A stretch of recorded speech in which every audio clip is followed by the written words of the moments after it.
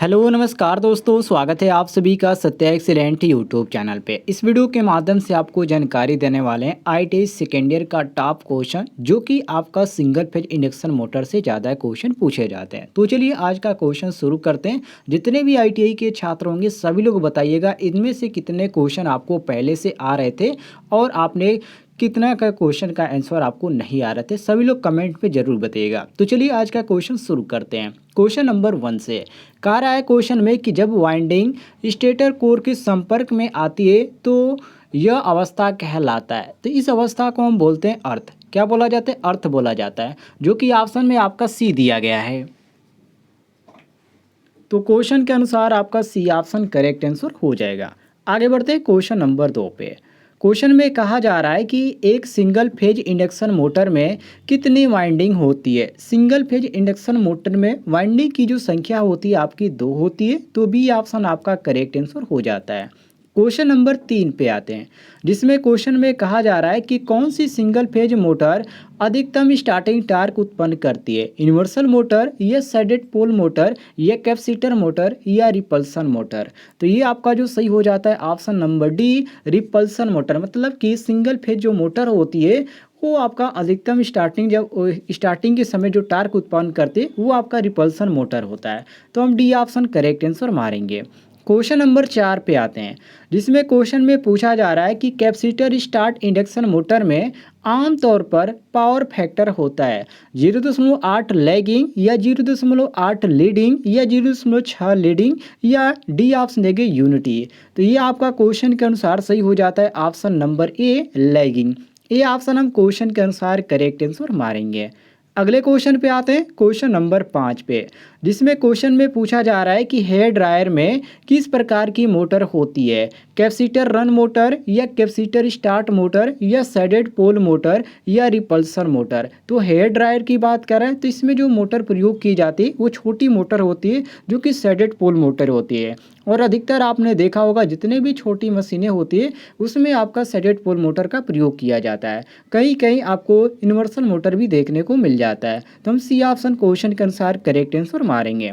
Question number 6 पे आते हैं, जिसमें क्वेश्चन में पूछा जा रहा है कि सिग्नलिंग डिवाइसिंग में इस मोटर का प्रयोग किया जाता है। कौन सी मोटर का सिग्नलिंग डिवाइसिंग में प्रयोग किया जाता है, जैसे कि डीसी सीरीज मोटर या डीसी शंट मोटर या रिलक्टेंस मोटर या इंडक्शन मोटर। तो इसमें जो प्रयोग किया जाता है उसको हम बोलते हैं रिलक्टेंस मोटर, जो कि ऑप्शन में सी दिया गया। तो हम क्वेश्चन के अनुसार सी ऑप्शन करेक्ट आंसर मारेंगे।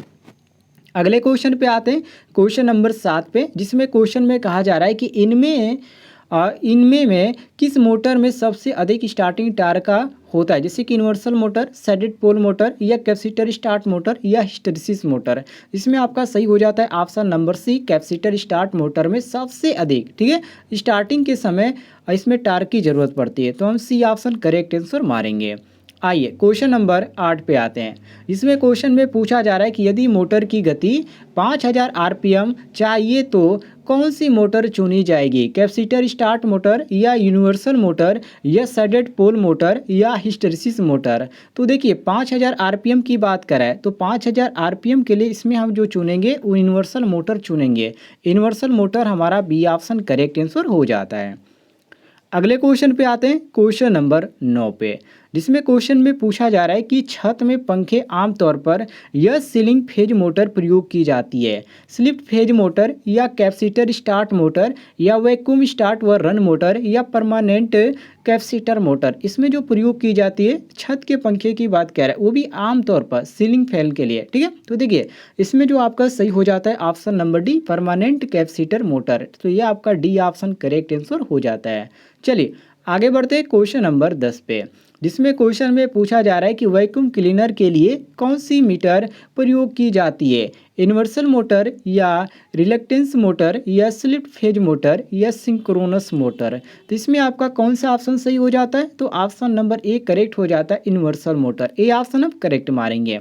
आगे बढ़ते हैं क्वेश्चन नंबर 11 पे, जिसमें क्वेश्चन में पूछा गया कि एक एसी सीरीज मोटर में कंपनसेटिंग वाइंडिंग लगाने का उद्देश्य क्या है। जो सिंगल फेज जो आपका होता है एसी सीरीज मोटर, उसमें पूछा जा रहा है कि इसमें कंपनसेटिंग वाइंडिंग लगाने का मतलब क्या है, इसको क्यों लगाया जाता है। तो देखिए दोस्तों, इसमें जो ब्रशिंग होती है, जो कि ब्रश जो होती है उस पर स्पार्किंग को कम करने के लिए जो ब्रश उसमें प्रयोग किया जाता है उसी को कम करने के लिए ऐसा ये किया जाता है। तो हमारा ए ऑप्शन क्वेश्चन के अनुसार करेक्ट आंसर हो जाता है। आइए क्वेश्चन नंबर आते हैं 12 पे, जिसमें क्वेश्चन में पूछा जा रहा है कि टेप रिकॉर्डेड में किस मोटर का प्रयोग किया जाता है, हिस्टैरिसीस मोटर का या स्लिप्ड फेज मोटर का या रिलक्टेंस मोटर का या यूनिवर्सल मोटर का।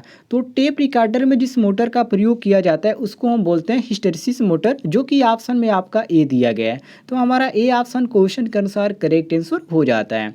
अगले क्वेश्चन पे आते हैं, क्वेश्चन नंबर 13 पे, जिसमें पूछा जा रहा है कि कौन सी मोटर सबसे कम आवाज़ करती है, कैपेसिटर मोटर या यूनिवर्सल मोटर या सडेड पोल मोटर या हिस्टैरिसीस मोटर। तो देखिए दोस्तों, इसमें जो सबसे कम आवाज़ करेगी वो आपका हिस्टैरिसीस मोटर होगी, और यदि सबसे अधिक आपसे पूछ दिया जाए तो सबसे अधिक के लिए आप यूनिवर्सल मोटर मारेंगे, कम के लिए हम हिस्टैरिसीस मारेंगे। तो हमारा डी ऑप्शन करेक्ट आंसर हो जाता है।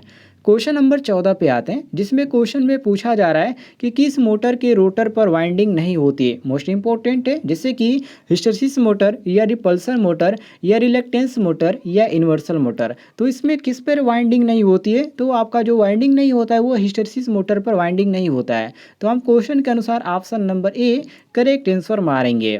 आइए क्वेश्चन नंबर 15 पे आते हैं, जिसमें क्वेश्चन में पूछा गया है कि विद्युत मोटर में आवाज़ का कारण क्या है। जो विद्युत मोटर होता है उसमें आवाज़ आती है, इसका कारण क्या है। तो देखिए मैग्नेट के कारण भी आवाज़ आती है, जो कूलिंग होता है उसके भी कारण आती है, और यदि बेरिंग खराब है या बेरिंग उसमें लगाया जाता है तो जो भी बेरिंग में थोड़ी सी भी आवाज़ आती है तो वो बेरिंग के कारण भी आती है। तो ये आपका क्वेश्चन के अनुसार ऑप्शन नंबर डी करेक्ट हो जाएगा। पहला और दूसरा और तीसरा, मतलब उपयुक्त सभी जो ऑप्शन है वो हमारा बिल्कुल सही हो जाता है। आइए क्वेश्चन नंबर 16 पे आते हैं, जिसमें क्वेश्चन में पूछा जा रहा है कि यदि एक सिंगल फेज मोटर धीरे धीरे चल रही है तो इसके कारण हो सकते हैं लो वोल्टेज या ओवरलोड या लो फ्रीक्वेंसी या उपयुक्त में से एक। तो इसमें आपका जो सही हो जाता है ऑप्शन नंबर डी करेक्ट हो जाता है, उपयुक्त में से एक, अर्थात यहाँ पर हमारा डी ऑप्शन करेक्ट आंसर हो जाएगा। आइए क्वेश्चन नंबर 17 पे आते हैं, जिसमें क्वेश्चन में पूछा जा रहा है कि सडेड पोल मोटर में स्लिप्ड फेज करने के लिए सोल्डिंग कॉयल को खाली स्थान पर कटे स्लॉट में डाला जाता है। पोल का बड़ा भाग या पोल का छोटा भाग या पोल के दोनों भाग या उपयुक्त में से कोई एक। तो इसमें आपका जो सही हो जाता है ऑप्शन नंबर बी करेक्ट हो जाता है, पोल का छोटा भाग। क्या कहने का मतलब है कि शेडिंग पोल मोटर के जो स्लिप्ड फेज होते हैं उसको करने के लिए शेडिंग कॉयल को पोल का छोटा भाग पर कटे स्लॉट में डाला जाता है। तो ये आपका सही हो जाता है option number B correct answer. आइए क्वेश्चन नंबर 18 पे आते हैं, जिसमें क्वेश्चन में पूछा गया कि यूनिवर्सल मोटर में ये होता है कंस्टेंट स्पीड या कंस्टेंट आउटपुट या एसी व डीसी दोनों सप्लाई पर निर्बाध रूप से चलती है या उच्च अधिकतम दक्षता। तो देखिए इफिशियंसी के भी यहाँ पर दिया गया ऑप्शन में, तो हम जो यहाँ पर क्वेश्चन के अनुसार मारेंगे सी ऑप्शन हम करेक्ट मारेंगे कि एसी व डीसी दोनों सप्लाई पर निर्बाध रूप से चलती है। तो यह हमारा सी ऑप्शन करेक्ट आंसर हो जाता है।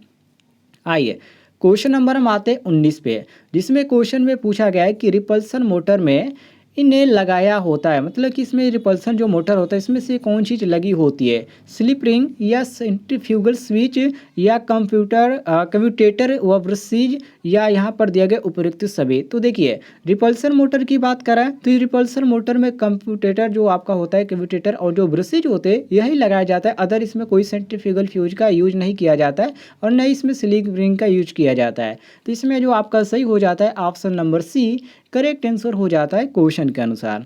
अगले क्वेश्चन पे आते हैं, क्वेश्चन नंबर 20 पे, जिसमें क्वेश्चन में कहा जा रहा है कि सिंगल फेज सिंक्रोनस मोटर होती है। देखिए सिंक्रोनस मोटर के लिए जितने भी सिंक्रोनस मोटर के क्वेश्चन थे मैंने एक वीडियो के माध्यम से आपको कवर कर दिया। आपने वो वीडियो नहीं देखा है तो जाकर चैनल पे देख लीजिएगा। सिंक्रोनस मोटर से संबंधित synchronous motor Satya excellent channel आप जब लिखेंगे तो वहाँ पर आपको देखने को मिल जाएगा। जब भी आप यूट्यूब में देखेंगे तो आपको वहाँ पर देखने को मिल जाएगा। तो यहाँ पर आपको देखिए सिंगल फेज सिंक्रोनस मोटर में क्या होता है, सेल्फ स्टार्टिंग होती है या डीसी एक्साइटेशन की आवश्यकता नहीं होती है या कांस्टेंट स्पीड पर चलती है या उपयुक्त सभी। इसमें आपको ऑप्शन 4 दिए गए हैं और इन ऑप्शनों में जो आपका सही हो जाता है ऑप्शन नंबर डी करेक्ट हो जाता है सभी, क्योंकि जो सेल्फ स्टार्टिंग मोटरें होती है उनमें भी सिंगल फेज सिंक्रोनस मोटर होता है और जो डीसी एक्साइटेशन की जो आवश्यकता नहीं होती है ये भी सिंक्रोनस मोटर में होता है और जो कांस्टेंट स्पीड पर चलती है तो ये भी सिंक्रोनस मोटर का ही उदाहरण है। है, तो इसमें जो आपका सही हो जाता है option number D correct answer हो जाता है। हमारा क्वेश्चन के अनुसार option number D correct answer. जितने भी छात्र इस वीडियो को लास्ट तक देखें सभी लोग कमेंट में जरूर बताइएगा आपने कितने क्वेश्चन यहाँ पर सही किए और कितने क्वेश्चन आपने गलत किए।